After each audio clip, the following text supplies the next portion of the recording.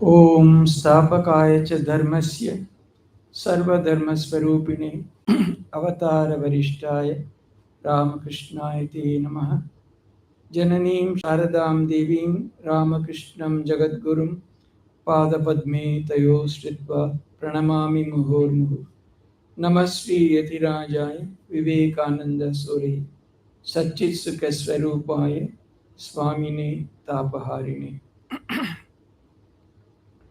वसुदेवसुतं देवं कंसचानूरमर्दनं देवकी परमानन्दं कृष्णं वन्दे जगद्गुरुम्.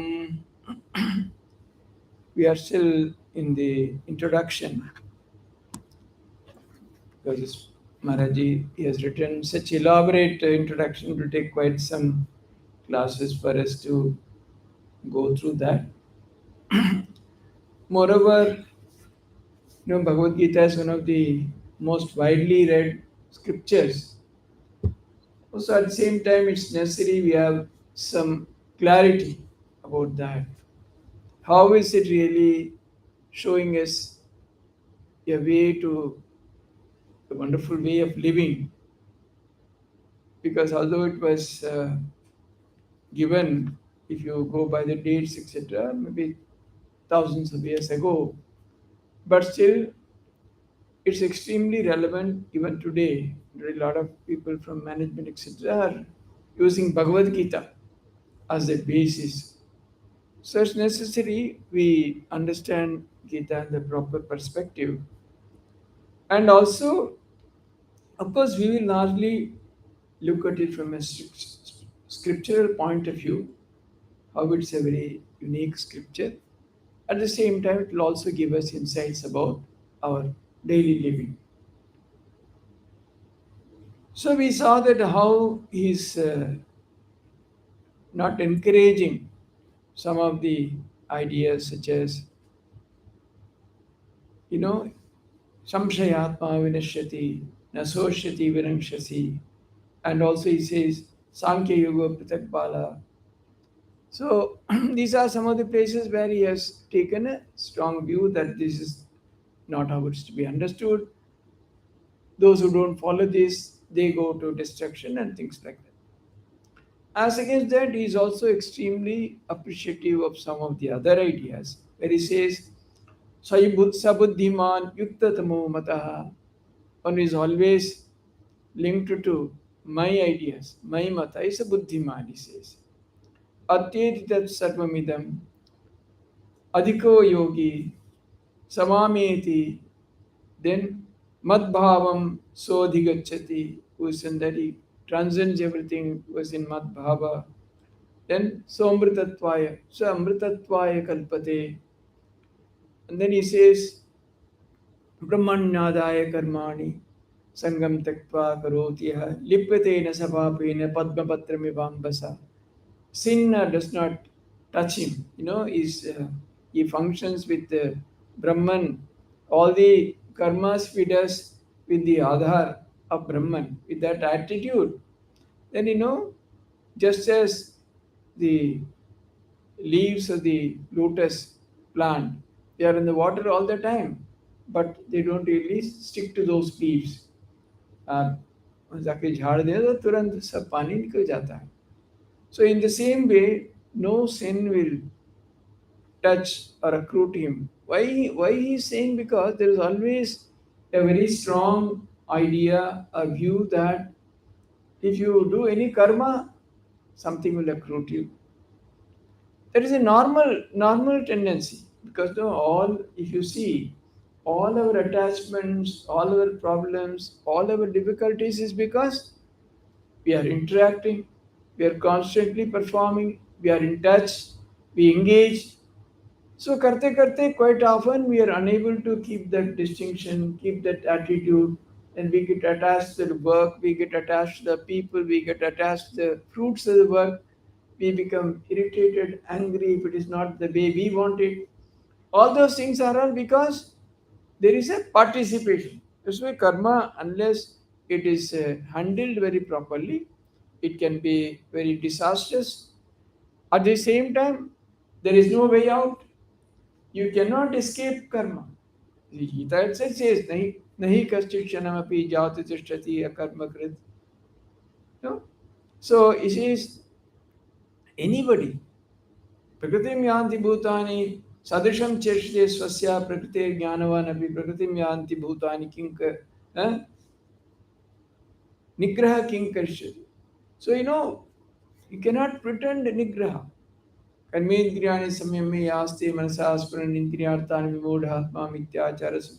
So karma is an inviolable part of life for 99.99% or even more of the mankind. So somewhere he has given a very rare exception in one of the later slokas where he says, Yastu atmanati revasya atmatattasya manavah atmaneva cha santushtya tasya karyam navidyate. If a person is completely immersed in all the time, that is his joy, that is his participation, that is his engagement, and is completely satisfied in that, then for him there is no kartavya.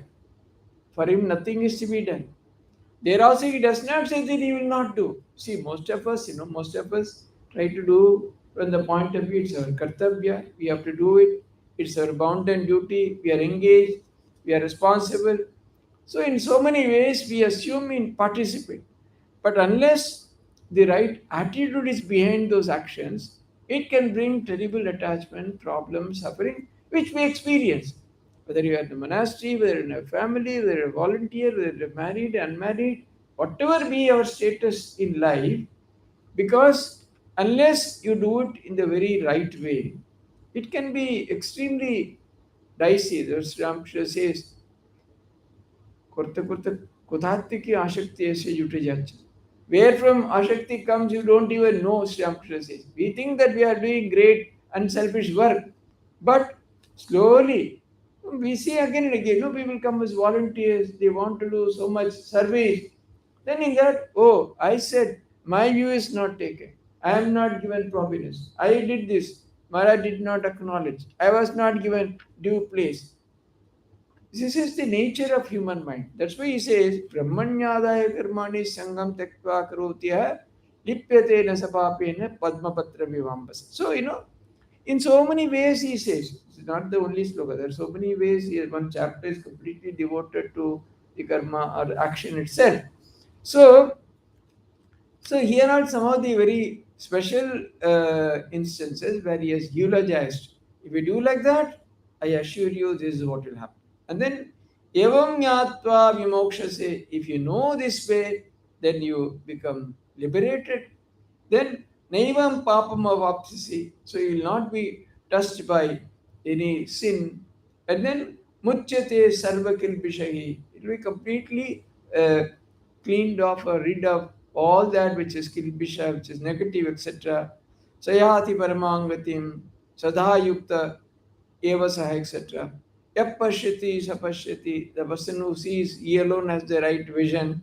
Then pandita samadarshinaha, visishyate, tattvadarshinaha, all those are all places where he especially appreciated certain characteristics or certain ways of functioning as very superior and which are worthy of being praised. And then also he says in some places, Iti guhya tamam shastram idamuktam mayanaka. It's a very guhya. It's very secret. It's not given to everybody. Then he says, somewhere he says, guhya tara, guhya tama, shrunime rahasyam tatra. Hear these secret words of mine. So these are also some of the ways, yes, talked about. So what is then Maharaj has really culled out, yes, is so thoroughly analyzed the Gita. So he has taken from different places and put together some of the special definitions or special characteristics as they unfold themselves in the Gita. They are all from various chapters culled and given in a single place. And then there are some special definitions. For example, the word yoga itself comes so many times in the Bhagavad Gita. What is this yoga? So many places again he brings the idea of yoga, where he says, Yoga karmasa koshala. What is yoga? Dexterity in work. That is yoga. So somewhere says, if you do work like this way, then no sin will accrue to you, nothing will touch you. So what is that? A person who is doing work with the highest spirit, either completely based on the idea of Brahman or based on the idea of surrender to God as an agent of God. Whatever be the attitude, with the right attitude working, that itself he calls as yoga. Yoga is actually by mere definition, yoga comes from the Sanskrit dhatu yuj, means to yog, to connect.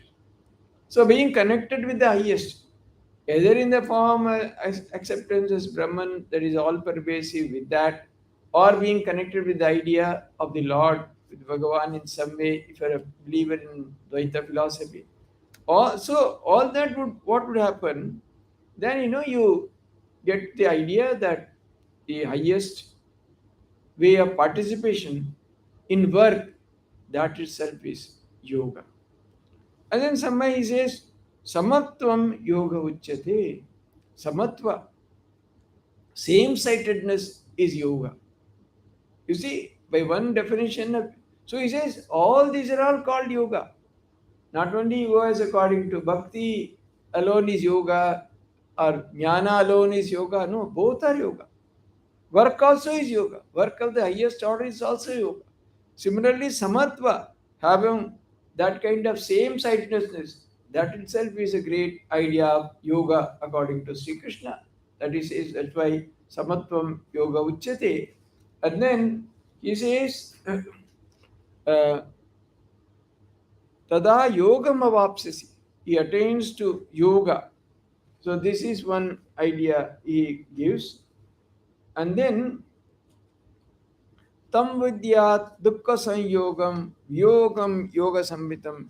So, again, in another place, he gives the idea if tam vidyat dukkha samyogam yogam yoga sangitam sanischayena yoktavyo yoga nirvinna chetasa. What is this? He says, know that the severance of connection with pain, tam vidyat dukkha sanyogam viyogam yoga sangvitam. So know that to be, that is what is called yoga. And then does we practice sanischayena yoktavyo yogo nirvinna chetasa. Does we practice tirelessly with determination, nirvinna chetasa, not being swayed by that, with tremendous determination you practice. So severance of connection with pain he calls as yoga. Again, this is another very wonderful definition of yoga, because see how in various ways, again he is giving us how one can live beautifully. Either you can practice the idea of the highest, and then with that samatva, with that idea of being connected with Brahman, you can work. And if you work like that, obviously there will not be any pain, is it not? All these are all very interconnected ideas. They are not absolutely independent. If you work like that, this is the result. And again, he says that is yoga. See, if we are completely free from the idea, you are not bothered by, if you can sever yourself completely from the idea of pain or suffering, that he calls as yoga. That's why he says, Tam vidya dukkha sanyogam viyogam yoga sangam. See, ultimately, in this world, what is causing us to sway away from the highest idea of the truth or a very peaceful and wonderful life is because again and again we suffer pain from ever so many incidents that happen in our life on a daily basis. Ultimately, if you analyze our own self, largely the life is full of dukkha or pain. So it says, if you know that how you can take yourself away from that, sever your connections with pain, that is yoga. And he says that doesn't happen very easily. With nirvinna chetasa, with a very determined mind, if you practice diligently for a long time, then only it can happen. Because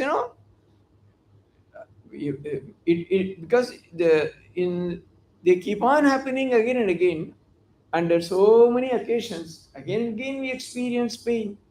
So ultimately, if you work with any of these attitude truly, supposing work means not only taking something and doing something like that. The way you live, the way you participate, they're all part of our functioning in this world, is it not? All can come under the category called work. So, how do you approach that? How do you approach life? If you do anything, whenever you do in our relationships, in our endeavors, in our practices, in our uh, interpersonal relations, everywhere, if one of these attitudes, if we function, obviously that will not cause any pain. Because why we get pain? Why do we suffer? Because we have expectations. We want it to happen this way, we want to happen it that way. If it doesn't happen, if it is contrary to our expectations, again we get that. So it is completely comprehensively from ever so many angles he has dealt with. Again, how not to get this pain, how not to have expectation. He has given some values. Karmanyevadikaraste mafaleshu kadas. You do your duty, you have to perform, but don't expect any result. So doesn't mean that you will do जैसे वैसे करें without purpose, any purpose, aimlessly. No, put in your best effort, जितना प्रयास करो, but don't expect to happen in a particular way. Then there will be दुख pain. तो पहले से आया वॉलंटियर कितने पहले से मेहनत करके सब सेट पट करके चला गया. मेरा सिर्फ I have to just click a button and join. All will be there. Someone is joining online. Everything is ready. But suddenly the internet is going in circles and circles. It is not getting connected. But if you feel terribly upset, ऐसे क्यों हुआ, ऐसे क्यों हुआ, क्यों नहीं हो रहा है? No, it can happen. Intra can always fail. It's technique. It can a technical fault can always happen. Yes, it can be set right. Let us wait little patiently. Maybe 2-3 more minutes it will take. Then you will not have pain. Otherwise, pain, shouting, and then this thing, why it is like that, endlessly. So in all our actions, so everything was set up, everything was done, but it can happen it will differently. Supposing the whole day the correction did not happen at all. You have got a big lease land. You have paid 2 lakhs rupees to get that connection so that we have uninterrupted internet flow. We have paid so much to get it. But still, it is not happening. What can you do? Now you don't have time, you have to go and shout. You can shout only after the class. So what can happen? So yes, today it was not God's will that everybody should listen online. It can be put up later. They will know. There may be some messages. Oh, we are not getting connection. What happened? What happened? There will be messages and chats and all that. But still, being equanimous. Okay, they tried. Everyone put their best. Still, it was not possible. So but supposing you had not given the connection at all, you had kept the laptop somewhere. After my coming to the class, he's rushing, he's bringing the laptop. That is not karma sakosima. You must put in your best effort, do everything.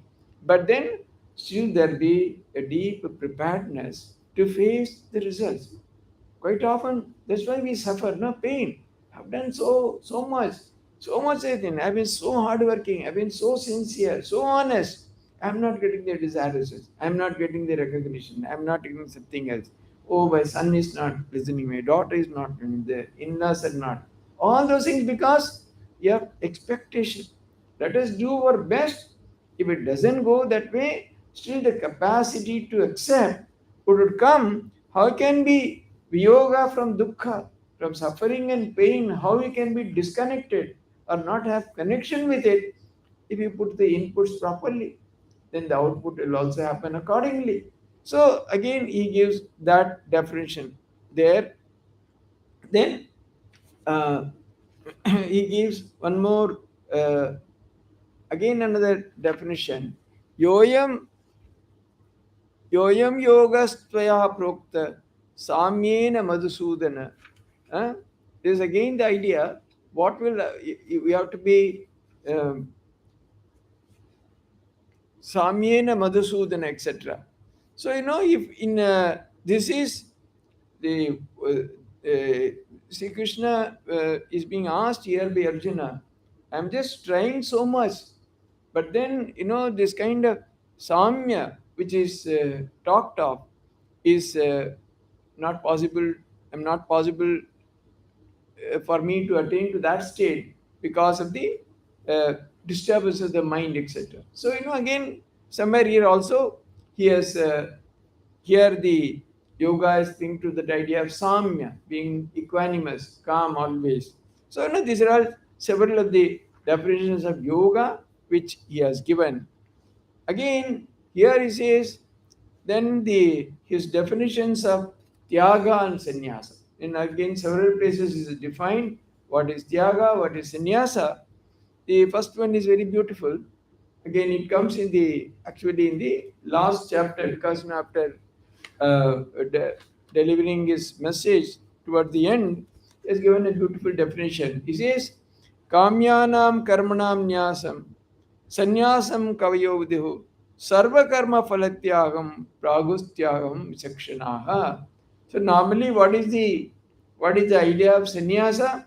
All desire prompted actions. Kamyanam karmana. Kamya karmas. Desire fulfilled activities. Nyasam sannyasam kaviyu. So great men of intellect, wise men, say that abandoning all the desire prompted actions is sannyasa. So here again, sannyasa here according to Sri Krishna is slightly different from the traditional or the Advaitic idea of sannyasa, where he says abandon all actions, no desire prompted or no without desire, no action, completely free from action and retire to solitude and take to the course of Brahmanishta. That is the only way for the highest. But he says no. The giving up is what have to be really given up is desire fulfilled actions. Because at any point of time, no one can be totally free from actions. You are eating, sleeping, all those things, maintenance of the body, they're all action only. How can one be totally free from action? One cannot completely abandon. Similarly, even if you abandon functioning physically, the mind is ever active. People are constantly acting through the mind. So that's why he has given a very beautiful definition where he says, Kamyanam karmanam nasam sannyasam kaviyo vidhu. So he says that is the definition of sannyasa according to the wise men. But vichakshanaha, men of discernment, probably he puts them even higher than just wise men. Men of vichakshana, what do they say? Sarva karma phalatyagam pryahustyagam vichakshana. Abandonment of the fruits of all actions is according to them tyaga. Sannyasa is also tyaga. So one definition of tyaga is give up all desire prompted actions. But in the next line he says, much more than that is sarva karma phalatya. Whatever you do, if you completely give up the fruits of your actions. In fact, he has given, as I said earlier, he has even gone one step higher. They don't expect fruits at all. That was the highest. Even if that is not possible, whatever happens, then you don't have any attachment to the fruits. Abandonment of fruits of all actions is true tyaga. That's why in our pujas everywhere, etc. Etat karma phala Sri Ramakrishna Arpanam. All the phala of this karma we offer to Sri Ramakrishna. Because you see, this idea of abandoning, not even desiring for the fruits of action, even before beginning, that is even a higher aspiration, is it not? Even before you begin an action, not to desire for any fruit, that perhaps that calls for even a greater discipline or a greater sadhana. But this much, people can start. Whatever is there, whatever happens, I offer. I offer. That's why in most of the traditions, even the japa that you do, you're supposed to offer to your Ishta Devata. You do japa, at the end of it, you offer the japa also. That means you are not asking for any fruit even out of that. Because sometimes unconsciously you pray, you do something, and then immediately we also put our application before our God, let it happen, let that happen. So, even if your japa is offered, you have nothing to bank upon to ask for any such favors. So, here he says, if it is possible, even if you work without desiring any fruits, that is the karma kaushala, that if you are completely working without any desire, even at the beginning, not desiring any particular result, that is of course wonderful. Otherwise, even if you completely give up the idea after the action is done, after the performance, anything without desiring the fruits, abandoning all fruits, then see, wonderful, what a wonderful idea. Why people suffer? Oh, I have done so much. I brought them up, educated them, I did everything. They are behaving like that. Today they are not looking after me. हाँ? मेरे तरह दिखते नहीं है. कितना किया, बड़ा किया, क्या किया. If it is to happen, it will happen. But that's why, again, there are so many ways he says, no, it's et karoshi, yadashnashi, yad johosi, dadasi, et tapasyasi eva, et tapasyasi eva, tat kurushva madarpanam. So he says how it can be done. Whatever I have done, my even the food that we eat, tyaga, tapasya, dana, yajnas, everything you offer it. Whatever you do, yes, I did this, let all this go to the Lord. So in various ways, so that is the very beautiful definition of there he says. Then so, yam sanyasamiti prahur yogam tam vidhi. So he says yoga and sannyasa, there is no difference at all. There is another definition of sannyasa. It is yam sanyasamiti prahu. What is told as sannyasa? That is, tam vidhi yoga. Know that to be yoga. So ultimately, tyaga, sannyasa, yoga, all that are being used in different contexts, giving different shades of name. But ultimately, all that is essentially is not making any difference from all that, meaning that all these virtually mean the same, or they are different ways of expressing the same ultimate idea, and it shade according to one's capacity, one's station in life, etc. Whatever you can accept, you can accordingly do. So then again, these are all some of the special ways in which he has dealt with certain themes. And again, here, Kim about karma, he says, Kim karma kimakarmeti kavayopyatra mohitaha tatte karmam pravakshyami yajnatva mokshase shubhat. So, be liberated from the bondage of samsara, moksha se shubha, moksha se ashubha. So you be liberated from that evil samsara, what it is. Tatte karma pravakshyami. I shall tell you that what it is that I shall tell you. What is that? Kim karma kimakarmeti kavayo pyatra mohita. Even very intelligent people, or even the learned one, they feel they are unable to distinguish between what is karma and what is akarma, what is work and what is not work. Because you see, on one hand we say that uh, we have to function. At the same time, the work leads to all kinds of problems. So, what is work? What is not work? Is it possible? Then again, he will give the various definitions by which one can be free from that. That is, you see, ultimately, if the work itself takes a definition, a different definition, it has absolutely, it loses all the characteristics of binding you or bringing you ashakti or putting you to difficulty. For example, you are, something is being done, some work, some seva, something you want to give, something, some relief work, serving some poor, anything like that. So if it is done with the idea that you help somebody, with the idea that it is going to bring you results, or you expect the other person to recognize that, or somewhere or other even acknowledge or be indebted to you. All those things automatically, if the result is not that way, that binds you, that gives you pain, that gives you other problems. Similarly, I said in all our relationships, in upbringing, in serving our family and family members, son and daughter and others, and so on, all that. So, all this karma, they have a terrible power of bonding.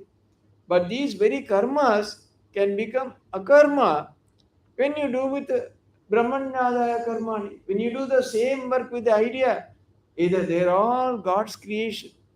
I am only serving God's creation, which is appearing in the form of so many people, so many other things, so many personalities, so many institutions, so many opportunities before me. Then, when the karma loses the power to sting, and it loses the power to bind you, when the karma becomes like a burned rope, the burnt rope has the shape of a rope, but it cannot bind you. So apparently, it will look like a karma. This person is doing like this, he is participating, he is engaged. And many people come, they say, hey, क्या है सन्यासी लोग हमेशा ही कितना करते रहते हैं, कितनी फोन पे बात करते हैं. Maybe, but is it possible? If you have that idea, yes, you are asked to do certain things, it has to be done. Then once it is over, there is no need to even look at them. Or even when you do, if you have the idea, no, I am doing it with some particular. So each one, according to our own predilections, our own temperament, जैसे सी आपकी सुविधा है. इसलिए Shri Krishna has given several options. बहुत तरीका आप कर सकते हैं. So if you are leaning toward that idea of samatva, see, it is not that people who have this attitude we are all highly highest realized souls or anything. ऐसा कुछ नहीं है. लेकिन even before that, one can assume an attitude which is most congenial, which is most comfortable for us to function in life. अंत में क्या है? इस जीवन में कैसे जीना है? क्या करना है? ताकि हम लोग we live with certain amount of peace, satisfaction, happiness, etc. That is the ultimate goal, or that is the purpose. So, constantly when we function, if you hold on to one particular idea, yes, I will look upon the entire creation as that highest idea, or oneness, or Brahman, or consciousness, or equanimity, or samatva. There is one very high attitude. With that, yes, whatever I do, but I am not bound by that. मेरा देना है देता हूँ, संभव है देता हूँ, संभव नहीं देता हूँ. When it's possible, I will do. Whatever is possible, I will do. I will always function like that. But I will always remember all these are all part of this thing, because I am doing it with that attitude. These are all, that kind of oneness, or there is that samatva, the idea that I don't distinguish between anything else. Because I am today in that position, I am able to do. But basically, there's no difference between you and me. कल आप मेरी जगह में बैठ सकते हैं, मैं आपकी जगह पे जा सकता हूँ. So that is one kind of attitude. Otherwise, if you say, no, it's all God's creation. My idea is I love to serve God's creation, God's children, God's subjects. So it's all part of Him only. They all come from God. So again, there are also several attitudes we can have, even as the very manifestation of God. It's possible. I'm directly serving God in so many forms. मेरे सामने इतनी रूप लेके भगवान आए, सबको मैं करता हूँ. That's one attitude. Or we can always say, God has made me His agent. This is what Sri Krishna tells Arjuna. So I have done everything for you. Nimitta matram bhavasabhisachi. You become a nimitta, you become an instrument. You're an agent of the Lord. With that idea you are doing, then also it doesn't affect you. So so ultimately, rather than trying to say that we don't have to do anything or we will not do anything, rather than forcefully trying to stay away from work, which is very, very difficult and in fact maybe impossible for 99.99% of mankind, is it possible to give a higher drift or orientation to our idea of karma itself, so that the very karma becomes not karma, it becomes something which cannot bind you. Not only that, Swamiji has taken it even one step higher. That very karma will bring you purity, and that will prepare you for a higher spiritual realization. He did not even just say that if you work with a particular attitude, such a karma will not bind you, will not bring you attachment, will not bring you dukkha. He has gone even further to say that if you do with that attitude, slowly you will become purified. Your antakarna will become pure. All that which is negative will all go away. Then in such a mind, the highest truth is bound to be reflected and you go to a highly elevated state. Why? Because when we start the journey in the beginning, it is very difficult to practice all these attitudes constantly. Even if you have it, अब किया अगली बार भूल गए या forgotten. Again, the old ideas, I am doing, this is mine, that is mine, all those things might come. So this is the struggle, this is the sadhana. So constantly when you keep doing that way, slowly over a period of time, a refinement takes place. So the mind becomes, what you initially, every second time you will forget. Then slowly, slowly when you become more aware, when you develop that awareness, no, this idea how I should do, this is how I should do. I may do everything, but still if I am not asked, okay महाराज मैंने तो इतना मदद किया लेकिन मैंने बुला नहीं महाराज कोई काम नहीं दे रहे I am not being given I was the volunteer number 1 now Maharaj has made me number 10 doesn't matter. So, then slowly over a period of time, that attitude will stick closely to the mind, and then you will be able to remember. And when you remember and do more and more that way, more and more chitta shuddhi will take place, and ultimately that will lead to the reflection of the highest knowledge in the mind. So, he has given wide options. There's nothing is left for him. Everything he has covered. Then also he says, what is the, he has given another similarly definition of panditas, who are really panditas. Yasya sarve samarambha kama sankalpa vajitaha jnanagni dagda karmanam tamahu panditam buddhaha. By the wise people, they are called panditas. Who are those who are called panditas? Kama sankalpa vajitaha. First of all, that's why, everywhere ultimately, all this, that's why, Holy Mother has put in a very simple statement. Itna to slok folk nahi jada, she did not do all that. But simply she said, if you want, somebody asked, Benares mein, if someone dies, one is supposed to get mukti. So, एक थोड़ा नटखट था वो साधु अपना ब्रह्मचारी एक मत्स्य के लेके बोलते माँ क्या उसका मुक्ति हो गया? It is liberated. Mother said, yes. Then she said, but बेटा ध्यान रखो, if you really want to see, मरने के बाद क्या होता है नहीं होता क्या फायदा है? What happens after we die? Has it any meaning? He says, if you want to realize that even when you are alive, you must become free from desires. Vasana mukta hone mein bhi sambhav. Should be free from vasanas and desires. So all that what Gita is trying to do with so many 700 slokas, etc., simply in just a statement based on our own experience. So he says, Yasya sarve samarambha kama sankalpa varjita. There is, there should not be any kama sankalpa. Sankalpa, even in the beginning, if there is any trace even of desire, if you do everything, sarve sarvarambha, the beginning of all actions, everything, and Jnanagni Dharma Karma. You burn them in the fire of knowledge. Because when the desire, if there even the traces of desire, they sprout in the mind, how do you destroy them? By the fire of knowledge? No. I'm not supposed to have this desire. I'm not supposed to expect anything from this. I am not supposed to do with absolutely a detached mind, without absolutely expecting anything. So, that knowledge, when it is in the forefront, or the idea, all Bhagavan, mere kya hai isme? What is my aspiration? It's all belonging to the Lord. I am serving His own creation. Or it's all that oneness only. What is there for me to segregate myself and separately ask for result or favor or anything like that? It's all part of that. I have nothing. So with any all those ideas are the Jnanagni. He calls them the fire of knowledge. When you burn them, and if a person does all that, he is called a Panditaha. Panditam Buddha. Wise men call them as Panditas.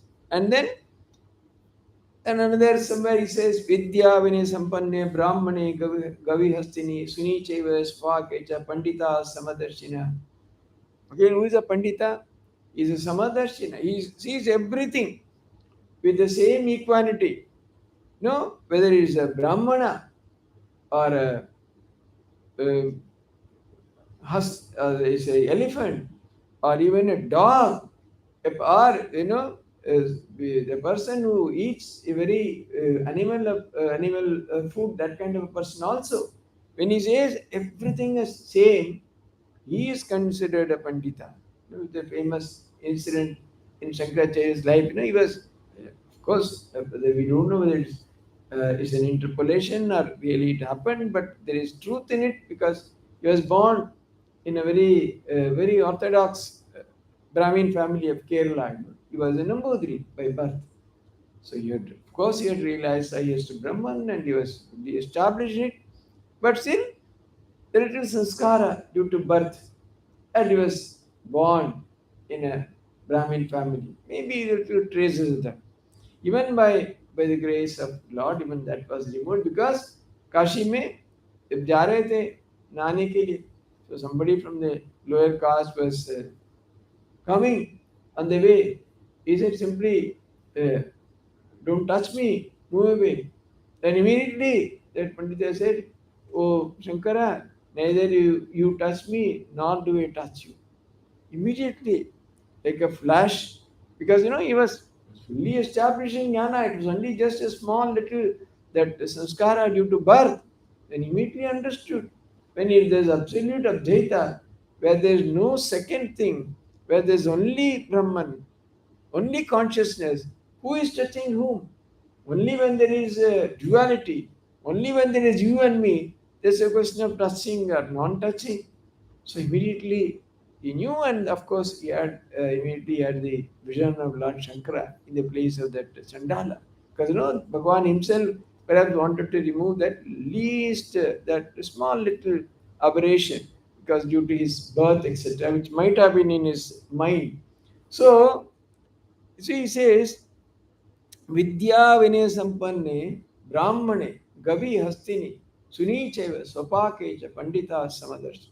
So when we looks upon all this as completely equal without any distinction, such a person is considered a Pandita by everybody. So like that, there are even more ideas are falling. We can take up next week, and because it's all very same ideas told in so many places in so many different ways, so that ultimately you get a comprehensive grasp of the whole thing.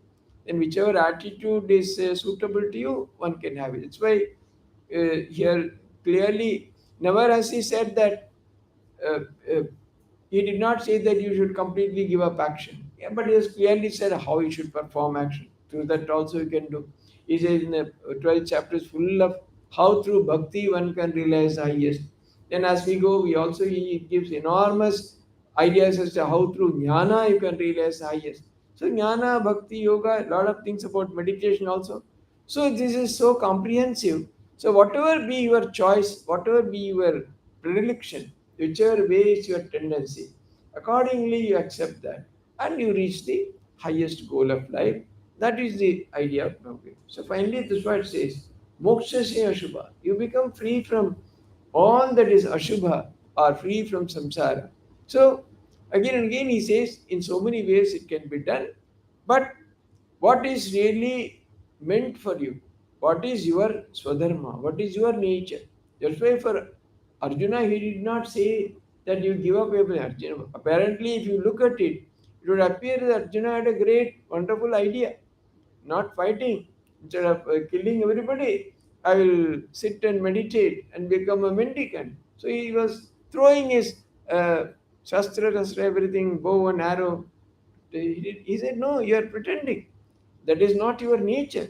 So what is important is to identify, know our nature. Sometimes, when we see somebody sitting with closed eyes, we think that they are doing great, wonderful meditation. I'm not doing anything, I'm running about. Not necessarily. If that is your nature, with that, how we can reach the highest? Not copying somebody else. That's why in Karma Yoga Swamiji, it's a very famous picture. Each is great in his own place, where he says one can be a householder and reach the highest goal. One can be a sannyasi, reach the highest goal. But the dharma of one is not the dharma of the other. If you are a sannyasi, you have certain dharma. If you are a householder, you have certain dharma. According to your dharma, if you do, that's what he says again and again, Sri Krishna also. You do everything, but then do it with the right attitude. Wherever you are, whatever life circumstances have brought you, beyond a point, it's not possible to completely change our life's circumstances, isn't it? Quite often we blame our place, our situation, our life, our job, our wherever we are, we think that that is responsible. No, it has come. How we can make the best out of it? That is real. That is dexterity. That's really understanding what is yoga. Instead of simply blindly trying to change the external conditions, which will not work, which is not possible. Your very nature, if not here, somewhere else you will go and do the same thing. It is not, you may change the place, but can you change your mind? Can you change your temperament? Can you do something different? No. Instead of here, somewhere else you will go. So that is not the thing. Wherever I am, do I really understand my own mind? Do I really understand what is my temperament? Do I really understand what is suitable for me? With that in view, if you try to perform, you'll always do something very excellent, extraordinary, very noble, and through that you can approach and reach the higher. This is what Sri Krishna is trying to say, so that there is scope for everyone to reach the highest goal. One need not feel that because I am here, I can't do. No, everybody can do. Whether you have that determination, whether you really want to be free, is it not? पहले पता होना चाहिए ना, मेरा यहाँ से निकलना चाहिए. आप वहाँ से बहुत ही अच्छे हैं. Then obviously, Sri Ramakrishna says there are 4 types of jivas. No, the one who are never ever even like Nitya Siddhas. Then there are Mukta Jiva. Then there are Mumukshu. Then there are Baddha. 4 types. Nitya Siddhas, he compares it to beautiful a fisherman casting a net. The Nitya Siddhas are types of fish which are simply, then the fisherman says, oh, a big fish is going. Because it never comes anywhere near the net itself. Then Mukta or they just get in, but in no time they get out. Even before he realizes, the fisherman, they really escaped. So he calls them as Mukta. Then Mumukshu, there are some, they get in, they get trapped, but they're constantly striving how to cut the net and get out. And some get out also. They are Mukshus because they know that they are bound. They know that they are caught in samsara. They want to get out of it. So they struggle hard, biting at the net like. Then they also manage. Then he says the last of the Baddha Jivas, they're caught in the net, but they bury their face in the mud, thinking that we are very safe. But then when he pulls the net, they all come and they meet with their death or ultimate destruction. So he says the 4 types of jivas. So it is possible, according to Gita, for everyone to realize the highest goal of life. Okay? In case you have anything to ask, you have just 3 4 minutes, 2 minutes, 3 minutes. So anyway, always you can, anyone, if you have anything to ask, can always ask. Huh? Om Shanti Shanti Shanti Hari Om Tatsat Sri Ram Krishna Arpanamastu.